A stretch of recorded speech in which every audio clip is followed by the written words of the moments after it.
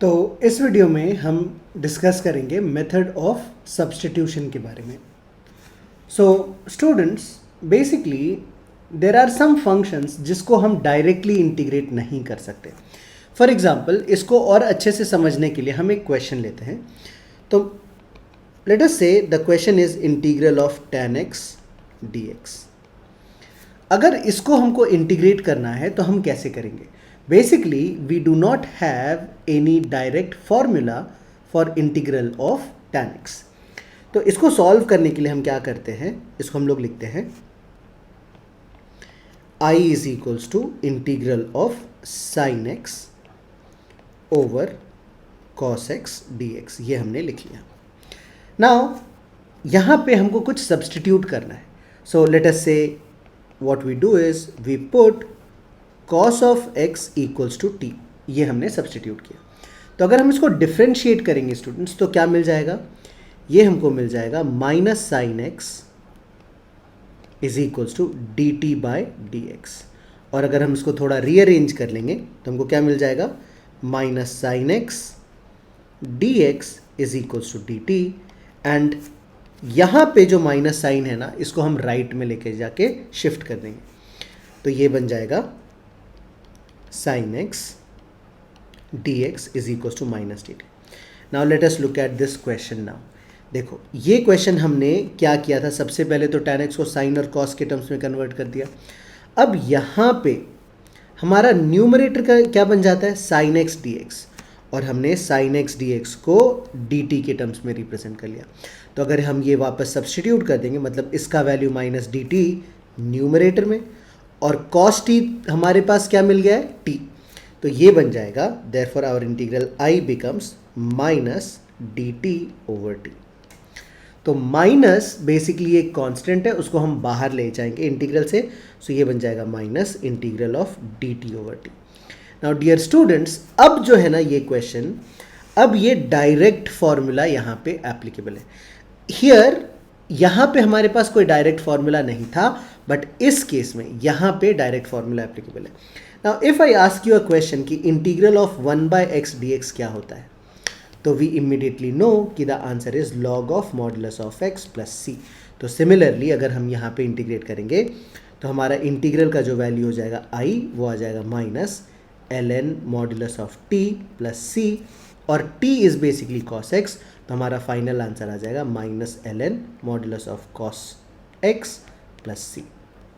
And अगर हम log की प्रॉपर्टी यूज़ कर ले, माइनस को हम मॉडुलस ऑफ cos x का पावर बना ले, तो ये क्या बन जाएगा? ये बन जाएगा हमारे पास finally log mod sec x plus c, and that is the answer to this question. तो इसमें हमने क्या देखा? बेसिकली एक क्वेश्चन था इंटीग्रल ऑफ tan x, जिसका कि डायरेक्ट फॉर्मूला हमारे पास नहीं था। हमने क्या किया? उसको ब्रेक किया और एक पार्ट को इस तरह से सब्स्टिट्यूट किया कि पूरा इंटीग्रल कन्वर्ट हो गया एक सिंप्लीफाइड फॉर्मेट में, एंड देन हमने इसको सॉल्व कर लिया। So this is basically the method of substitution. हम क्या करते हैं? एक पार्ट को वेरिएबल से सब्स्टिट्यूट करते हैं जिसका डेरिवेटिव हमारे क्वेश्चन में प्रेजेंट होता है।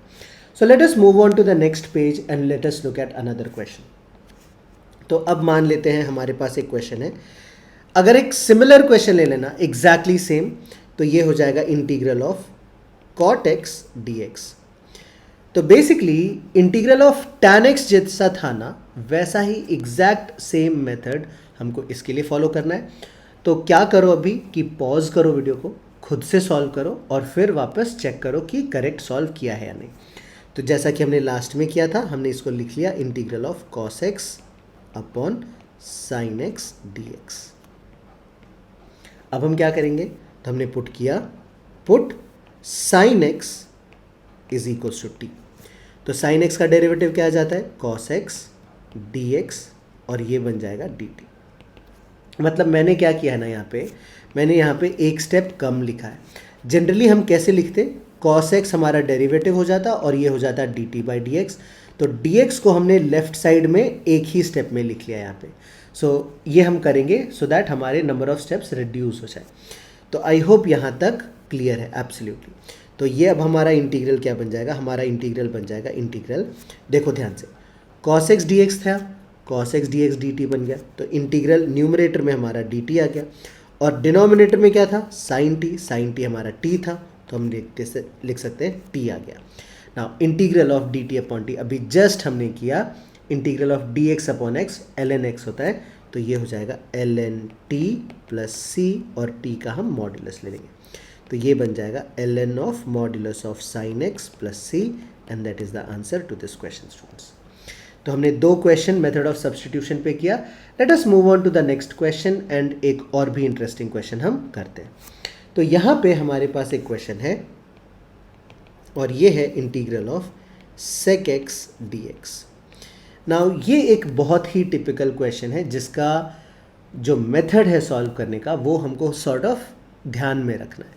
तो ऐसे केसेस में हम क्या करते हैं, मतलब हमने लिख लिया I is equals to integral of sec x, और यहाँ पे हम sec x plus tan x से मल्टीप्लाई और डिवाइड कर लेंगे। क्लियर है क्या, क्या कहा हमने, sec x plus tan x से हम मल्टीप्लाई डिवाइड कर लेंगे